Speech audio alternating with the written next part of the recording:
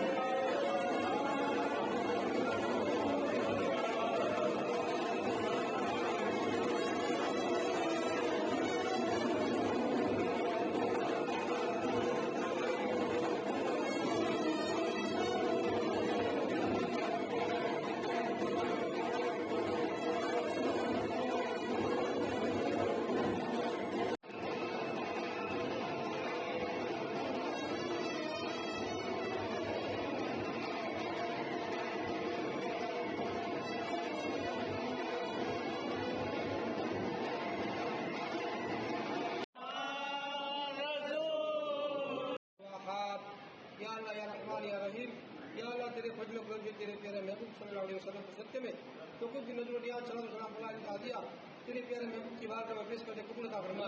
तेरे प्यारे महबूब के सदके में साहिब मजा हज़रत यासीन की बाबा की बारगाह में पेश करके कबूल अता फरमा। या अल्लाह इनका फैज हम पर कायम और दायम रख। या अल्लाह तेरे महबूब के सदके में साहिब मजा के वसीले से हमें इस्लाम पर कायम रख, हमें ईमान पर मौत अता फरमा। तू साफी अल-अमराज या अल्लाह तेरे महबूब बंदों के वसीले से बीमार को शिफा अता फरमा। तू दाफी अल-बलियात बलाओं को दूर अता फरमा। तू मुसब्बिब अल-असबाब सय्यदना मौलाना मुहम्मद वाली वसल्लम सलातु व सलाम अलैका या रसूलल्लाह सल्लल्लाहु तआला अलैहि वसल्लम। सुबहान रब्बिका रब्बिल इज्जति अम्मा यसिफून व सलामुन अलल मुरसलीन वल्हम्दुलिल्लाहि रब्बिल आलमीन। नारे तकबीर।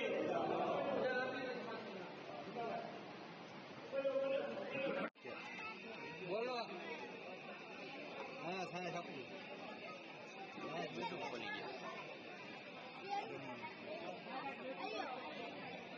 अल्लाह वैसे आने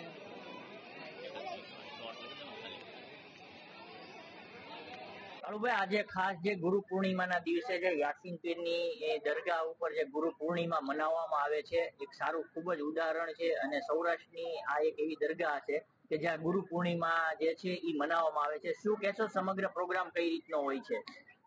ખરેખર આપણા ભાવનગર શહેર નજીકના વરતેજ રેલવે પાટા વટીને આવેલી હજરત રોશન જમીર યાસીન પીર દાદાની દરગાહ શરીફની અંદર દર વર્ષની પરંપરા મુજબ આ વર્ષે પણ પવિત્ર ગુરુ પૂર્ણિમાના દિવસે ગુરુ પૂર્ણિમાની ઉજવણી કરવામાં આવી છે, જેમાં ખાસ કરીને આપણે રાજકોટ, આટકોટ તેમજ આજુબાજુના ગ્રામ્ય વિસ્તાર તો ખરા પણ આપણા ભાવનગર શહેરના પણ ઘણા જ હિન્દુ શ્રદ્ધાળુ લોકો આ દરગાહ શરીફમાં આવે છે અને ગુરુ પૂર્ણિમાની ઉજવણી કરે છે।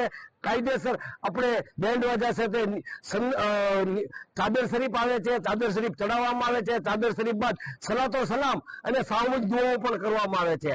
આ ગુરુ પૂર્ણિમા નિમિત્તે ખાસ વિશેષતા એ પણ છે કે ન્યાજની વ્યવસ્થા કરવામાં આવે છે કે બુફે ડિનર દરેકને એક એક ડીશની અંદર ન્યાજ પણ આપવામાં આવે છે અને જે વેજીટેરિયન ન્યાજ આપવામાં આવે છે। આ દરગાહ શરીફની અંદર આપણે જોઈએ છીએ રાજકોટથી શ્રદ્ધાળુ આવ્યા છે, આટકોટથી આવ્યા છે, ઠેઠ નડિયાદથી આવેલા છે।